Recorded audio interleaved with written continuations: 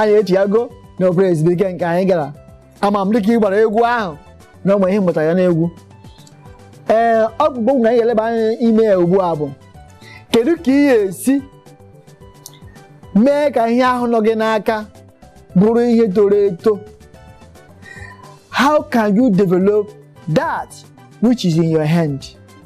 Or how can you develop what your hand has found? Na nke mbụ bụ gị mata ihe ahụ aka gị chọrọ. Dịka m ji ịdụ akwa wee maa atụ,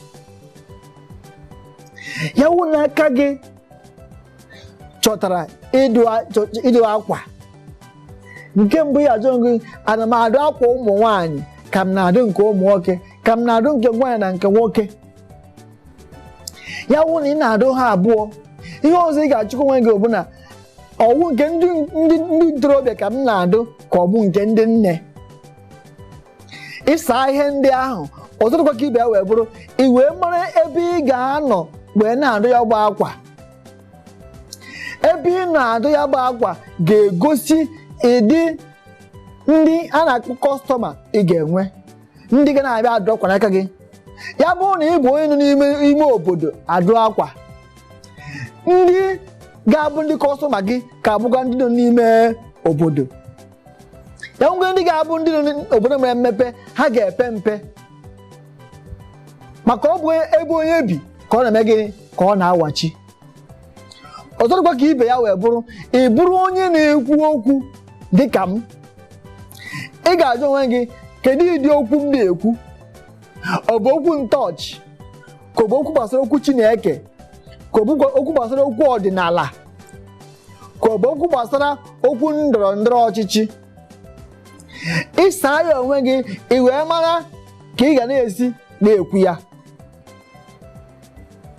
Ọ bụrụ na ị bụ onye ọrụ oyibo, ị ga-ajụ onwe gị kedu ụdị ọrụ oyibo m na-arụ. Ọ bụ ka esi eme akara ụgbọala, ka ọ bụ ka esi eme nke a ka ọ bụ ka esi eme nke ọzọ. Ihe abụghị ị ga-anọ nnọọ chịkọọ ọnụ iwe mee gịnị iwe maka ihe esi kwalite ya bụ ihe ahụ aka gị wee chọtara.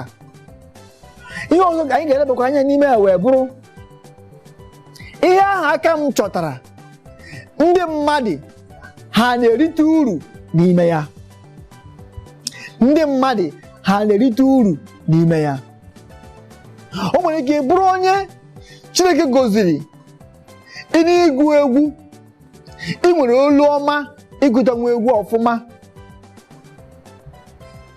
Ajụ wee bụrụ egwu ahụ nke ị na-agụ ọ bụ ihe na-agosi obi ndị mmadụ ka ọ bụ iwe onye na-agụ egwu njọ, egwu owo, egwu akọmọnụ, egwu akwamemu, ma ọ bụ ịbụ onye Chineke goziri gị bụ onye na-akụ ngwa egwu.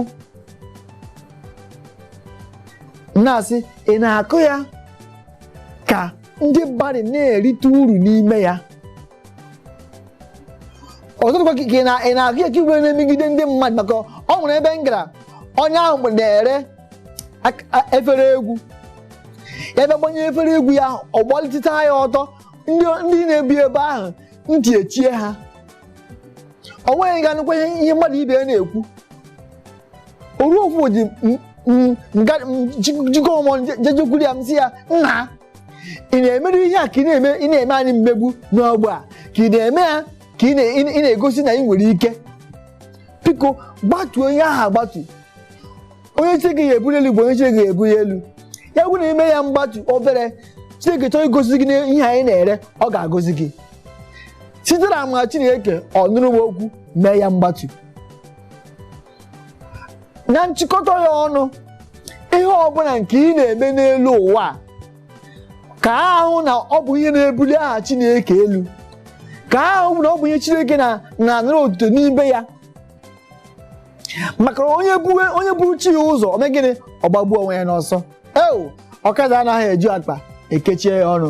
Oge m na-akụzie kwara pụọ kwara bịa ụbọchị ọzọ. Biko echefukwana ihe abụ gịnị oge Amara n'isi mbido TV nke nwa bụ nwanne unu nwoke unu nwoke ọgụ unu nwoke MC The Baptist Obiachu na-ewetara ya unu. Biko echefukwala na ị nwere ike isoro anyị na ọha nta akụkọ anyị na youtube.com/isimbiro.tv ebe a nke ga-awọcha anyị live. Biko ọ bịara bụ onye abịagbune ya mgbe ọ ga-ala ka mkpugbe ọzọ hapụ ịpụ ya. Anyị ga-agba egwu wee sokwere onye ozi nke Chineke ga-agwa anyị okwu mmụọ nsọ ka enyere anyị aka n'ụtụtụ a ma wulikwe mmụọ anyị elu. Biko a ga-akwa ebe ọbụla kirie ya.